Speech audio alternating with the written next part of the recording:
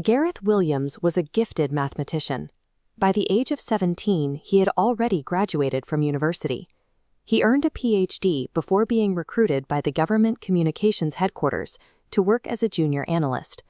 From there, he was seconded to MI6 in London. His specific role involved developing systems to automate the collection of secret intelligence. His personal life mirrored the discipline of his work. He was a private man who followed a rigid daily schedule and spent his spare time as a long-distance cyclist. This was a life built on meticulous organization. Every risk was evaluated. Every routine was documented. On August 23, 2010, police arrived at a top-floor flat on Alderney Street in Pimlico. The apartment was an MI6 safe house. When responding officers finally gained entry and stepped into the main bedroom's ensuite bathroom, the room appeared entirely undisturbed.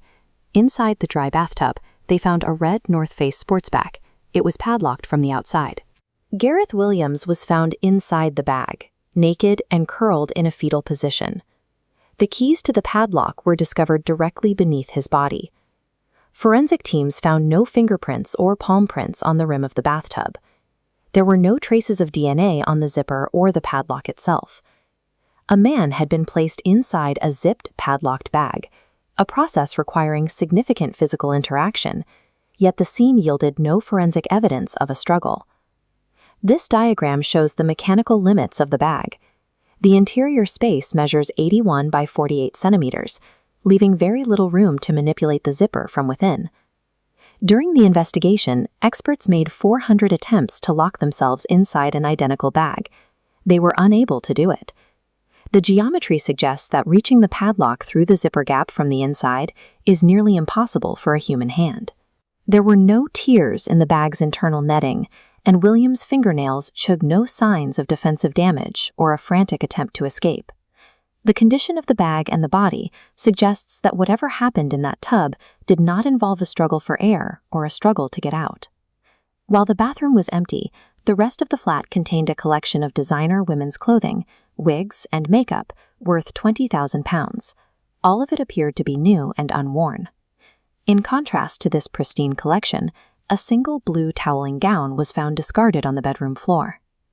This chart illustrates how the conditions in the flat affected the evidence. Although it was August, the central heating had been turned on. The heat accelerated the body's decomposition, which in turn destroyed potential toxicology data. Based on these findings, the coroner concluded that the death was unnatural and the result of a criminal act. A year later, a second investigation by the Metropolitan Police reached a different conclusion, stating the death was likely a tragic accident.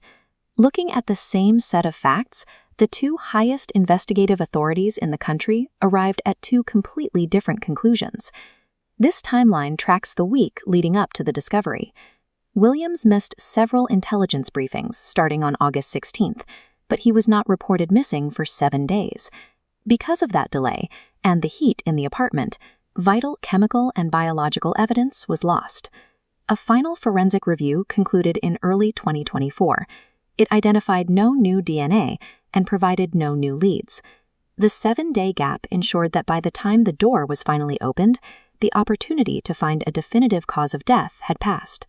We are left with a man who lived a life of extreme caution, found in an impossible position in a bathroom after a week-long delay. Whether this was a complex accident or a deliberate act, the forensic result was the same. In this highly classified environment, a successful operation is often judged by the total and complete absence of any trace evidence. The room remained silent.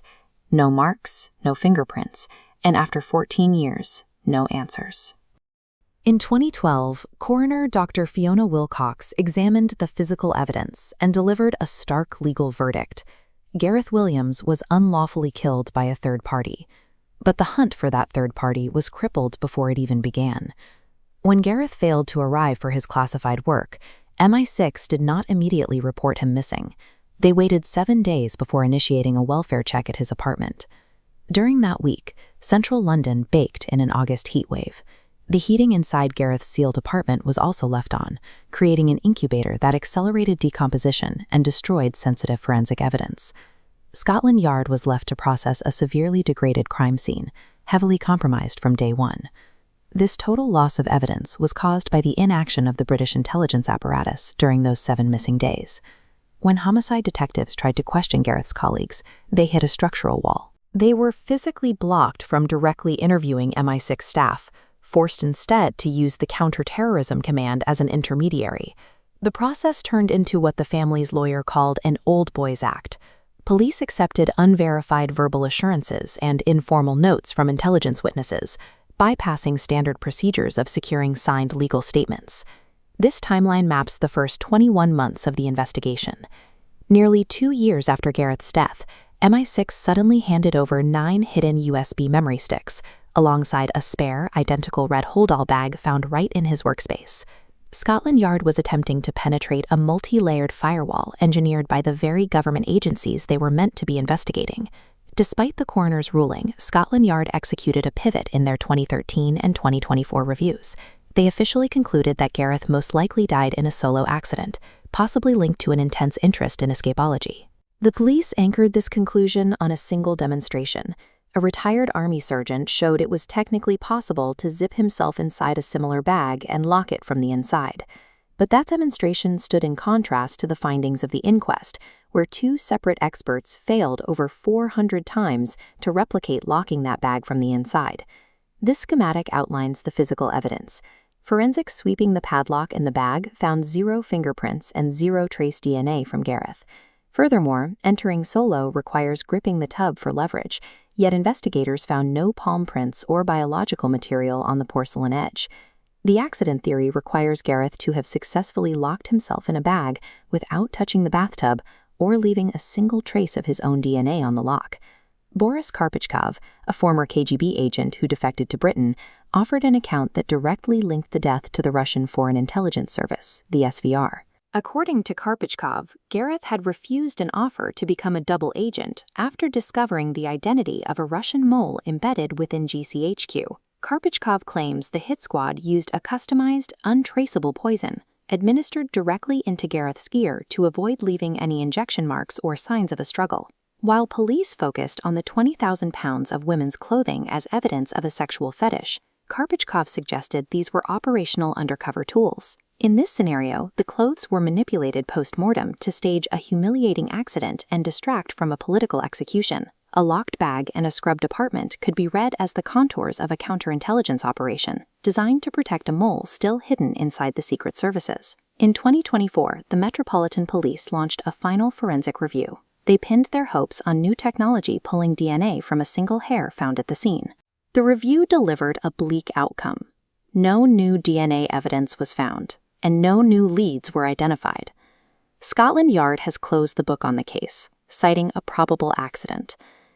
Gareth's family remains firm that the coroner's original ruling of an unlawful killing is the only verdict that respects the physical evidence. The silence between the intelligence agencies and civilian police ensured the case would never be solved. The delays and institutional blockades worked exactly as intended. The permanent silence surrounding the death of Gareth Williams leaves the truth exactly where his body was discovered, inside a locked bag that no one can seem to open.